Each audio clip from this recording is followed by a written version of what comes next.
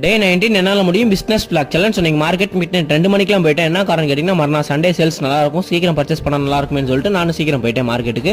So போனோடனே எனக்கு காய்கறி ரொம்ப ஃப்ரெஷ்ஷாக வந்துச்சு மார்க்கெட்டில். அதோட ஞாயிற்றுக்கிழமை எப்போ வாங்குறதோட டபுள் மடங்கு எக்ஸ்ட்ரா வாங்கிட்டேன். ஸோ நீங்கள் மார்க்கெட் போகிற மாதிரி தான் 2 பேராக போனீங்கன்னா ஓரளவு உங்களுக்கு ஈஸியாக இருக்கும்.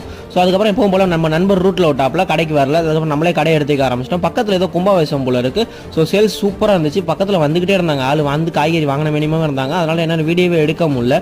வியாபாரம் அந்த மாதிரி இருந்துச்சு. வியாபாரம் எப்போ ஞாயிற்றுக்கிழமை இருக்கிறதோட ஒரு மடங்கு எக்ஸ்ட்ராவே தான் இருந்துச்சு. அதுக்கப்புறம் ஆர்டர்ஸும் வர ஆரம்பிச்சிச்சு. ஸோ அந்த ஆர்டர்லாம் எதுவுமே விடக்கூடாதுன்னு சொல்லிட்டு எல்லா ஆர்டருமே போட்டு கொடுத்துட்டே இருந்தேன். ஸோ அதுக்கப்புறம் ஈவினிங் சேல்ஸ் முடிப்போம்னு சொல்லிட்டு நான் முடிச்சுட்டு கணக்கு முடிச்சு மச்சான் கொஞ்சம் பார்த்துக்கடா, நான் போய் ஒரு ரெஸ்ட் எடுத்துட்டு வரேன், நைட் லேட்டாக இருந்துச்சுன்னு சொல்லிட்டு அந்த கடையை ஒப்படைச்சு நானும் போய் நல்லா ஒரு தூக்கத்தை போட்டு ஈவினிங் சேல்ஸை பார்க்கணும்னு சொல்லிட்டு வந்து பார்த்தேன். மச்சான் ஃபோன் பேசி வியாபாரத்தை விட்டுட்டு இருந்தார்.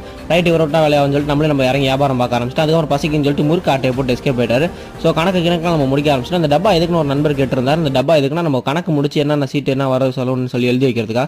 ஸோ நானும் கடை எடுத்து வச்சு கிளம்பிட்டு இந்த மாதிரி பார்க்கணும் ஸ்டேட்டியூனா இருங்க.